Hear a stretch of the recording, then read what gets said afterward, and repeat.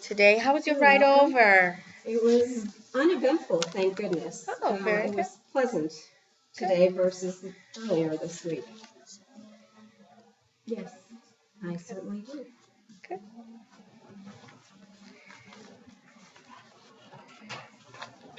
I don't have as much information on her as you did, so I wanted to see her next. That's excellent because I left my This is actually copy of her resume. the latest version. Okay. Okay, very good. So Christine, what do you know about Save the Children? I know quite a bit about Save the Children. Save the Children, apart from being a household name, is a local presence in our community. I live here in Fairfield, and Save the Children just moved its headquarters to Fairfield. I know that it's a global presence, and they're committed to women and children, a cause that's also near and dear to my heart.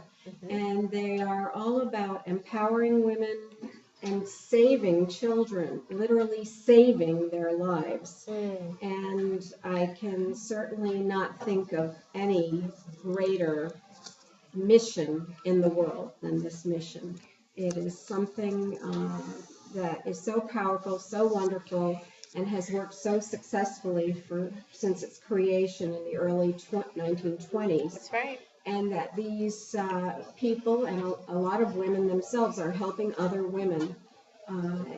It's just a wonderful organization. I know they do powerfully good deeds throughout the world, and that the women are super humanitarians and often put themselves at risk to go into the communities. So these women to me are heroes, and it would just be such an honor to help the company in its mission. Great. Okay. So tell us a little bit about your experience. I see you've done a lot of finance work. What brings you here? Tell us about that. My background is in financial services. The thing that you have to know about me is that I love people.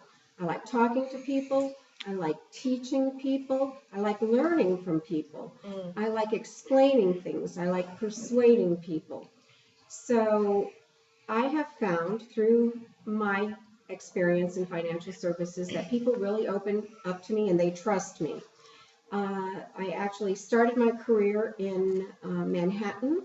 I was living there at the time, and I was looking for jobs in advertising sales, but I was approached by a recruiter who told me about a job in financial services, working as an associate of two vice presidents who were young and very successful.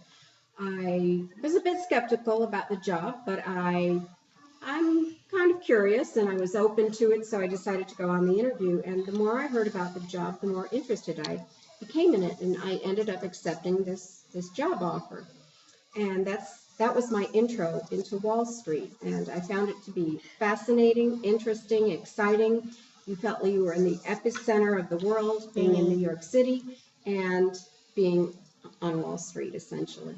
Right. So I stayed there for a number of years, but I transitioned from working with these two sort of fast-paced trading types of brokers to working with a woman whose business was financial planning. Right. And as such, she would use a consultative approach where she'd sit down with families, meet with them, find out what their objectives were, and put together a thoughtful presentation on how they could achieve their goals by using stocks, bonds, mutual funds, etc. So that was the way I could really understand and grab my hands around that and my head around it. Right. I worked with her. She served as a mentor. And then I decided I was ready to become a broker myself. So I applied for the Merrill Lynch broker program in Stamford, where I had moved with my husband after I had gotten married. And I became a broker at Merrill Lynch, and I'm proud of that because they don't accept everybody. It's a rigorous program, and I made it through the program. I acquired clients. I've got over $25 million in assets under management, and I'm really proud of those numbers because it certainly was at a time when not too many women were going into the financial field. And even to this day, I think they have a hard time attracting women into financial Sure. services of that nature. So that's really my background as in financial services, but more as a consultative person, Okay. a person who is able to take information from other people and to learn about their true needs. Okay. I noticed you left Merrill Lynch in 2012. Yes. What have you been doing since? Well, I left Merrill Lynch, and I actually never really did stop working because I've been doing freelance work.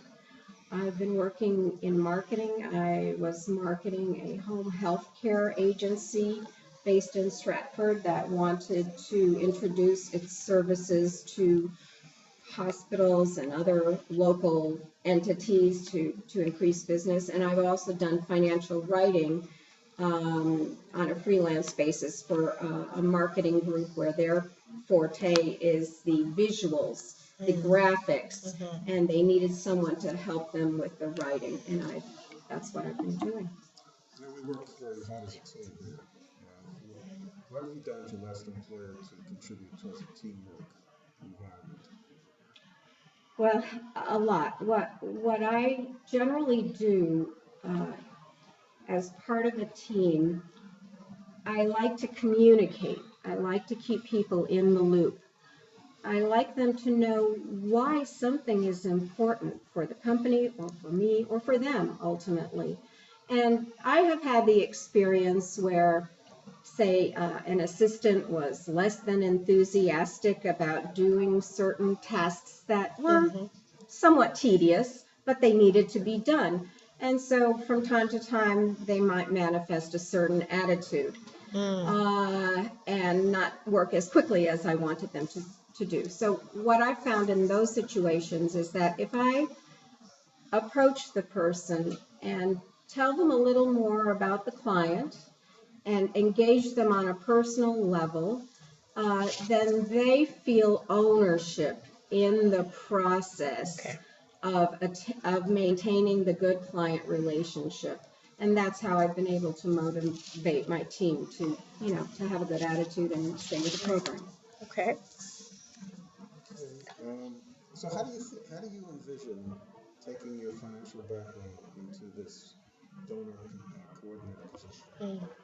Well, the donor Good question. coordinator has to maintain a relationship with the donors any way he or she can. It has to be through social media, which I know about.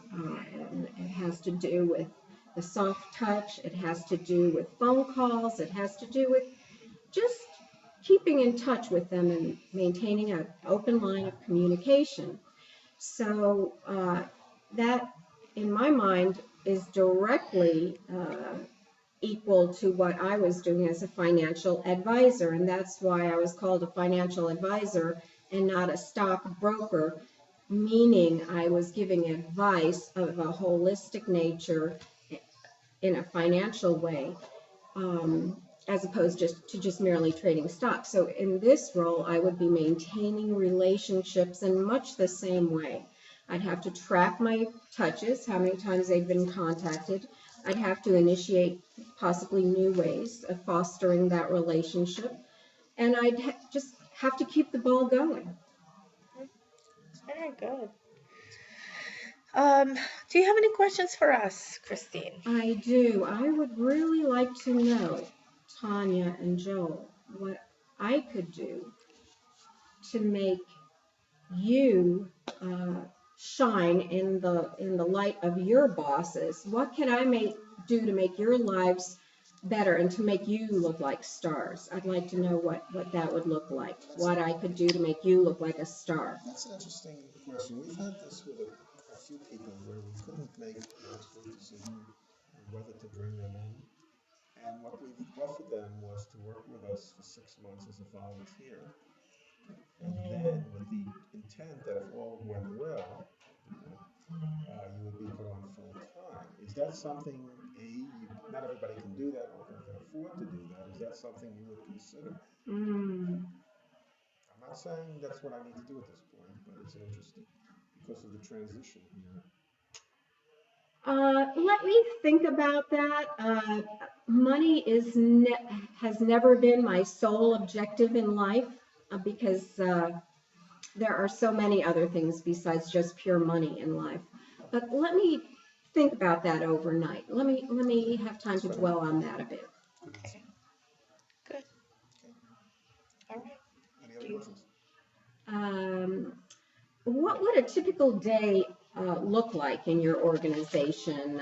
Is it a fast start, a slow start? Is every day a little different? Can you give me an idea of what it is like to work at Save the Children? Sure. Yes, every day is going to be a little bit different because you're dealing with different people. And so that becomes interesting when you're trying to create relationships. You're going to, there's a lot of heavy phone contact. You may be called upon to manage social media in order to reach donors, also maintaining relationships. As you know from your past experience, that varies from client to client, day to day. We may also be asking you to make sure that we're retaining sponsors. And of course, that you're always promoting the Save the Children grant. So it's going to be as fast as you make it or as slow as you make it. Okay? Does that Okay. answer your question? Very good. Okay. And Thank you for coming in. you're welcome. Do you have any other questions? Well, I did have one more question. How long of a process do you anticipate this being? When do you anticipate you might arrive at a conclusion as to who is going to fill the spot? Okay, well, we are looking to fill the position fairly quickly. However, we are interviewing a few more candidates. We're hoping to get back to someone, make a decision within the next 3 weeks, and then start making phone calls. Wonderful. Okay, Thank you. you're very welcome.